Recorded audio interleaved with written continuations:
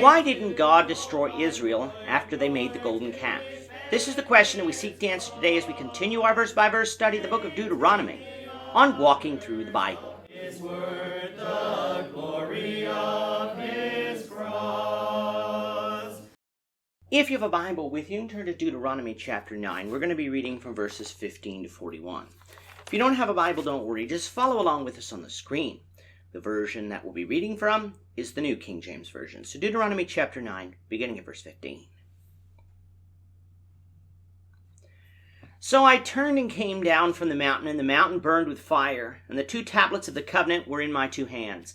And I looked, and behold, you had sinned against the Lord your God, had made for yourselves a molded calf. You had turned aside quickly from the way which the Lord had commanded you. Then I took the 2 tablets and threw them out of my 2 hands and broke them before your eyes. And I fell down before the Lord, as at the first, 40 days and 40 nights.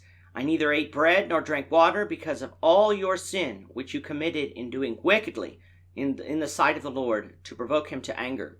For I was afraid of the anger and hot displeasure with which the Lord was angry with you to destroy you. But the Lord listened to me at that time also. And the Lord was very angry with Aaron, and would have destroyed him. So I prayed for Aaron also at the same time. Then I took your sin, the calf which you had made, and burned it with fire, and crushed it, and ground it very small, until it was as fine as dust. And I threw its dust into the brook that descended from the mountain. In this chapter, Moses is trying to remove all boasting that Israel could have about their own righteousness as being the reason for their inheriting the land of Canaan instead of God's mercy and grace. In order to expel all of these thoughts, Moses turned to Israel's history of murmuring and rebellion. The first example that Moses used specifically in this chapter was making the golden calf at Sinai. Remember, Israel received the 10 Commandments directly from God, not from Moses later.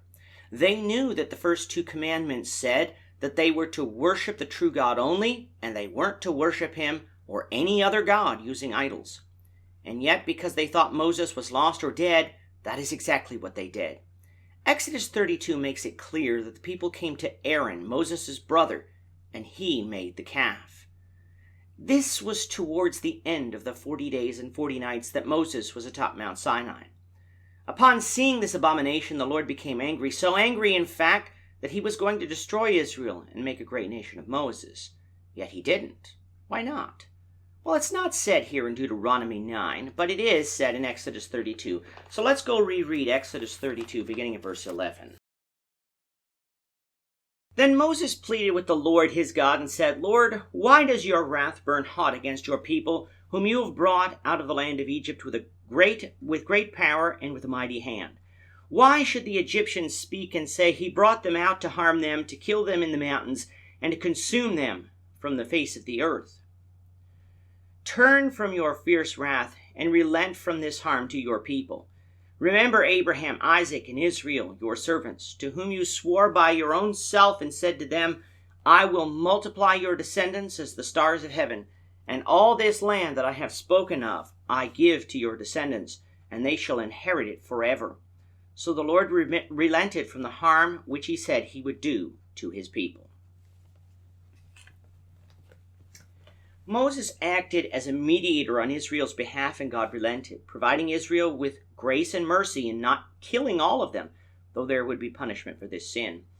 But when Moses interceded on Israel's behalf, he had yet to see the idol, nor Israel's behavior.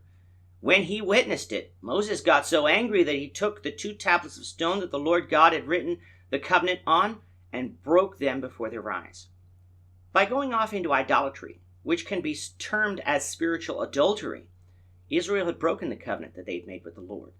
It's not that they couldn't be forgiven and taken back, but they had broken their vows not to go after other gods.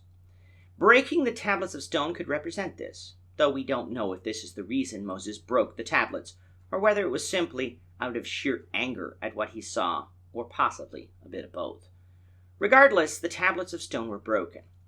Now Moses fully understood why the Lord was so angry, and in order to ensure that God didn't change his mind again and turn and destroy this people, Moses fasted completely for 40 days and 40 nights and pled Israel's case before God.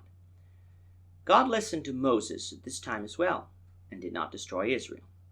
What we don't know from our study of Exodus was that God was so angry with Aaron that he was going to destroy him. Think about it. Aaron was supposed to be Israel's first high priest, and yet he could have died even before being inaugurated as such.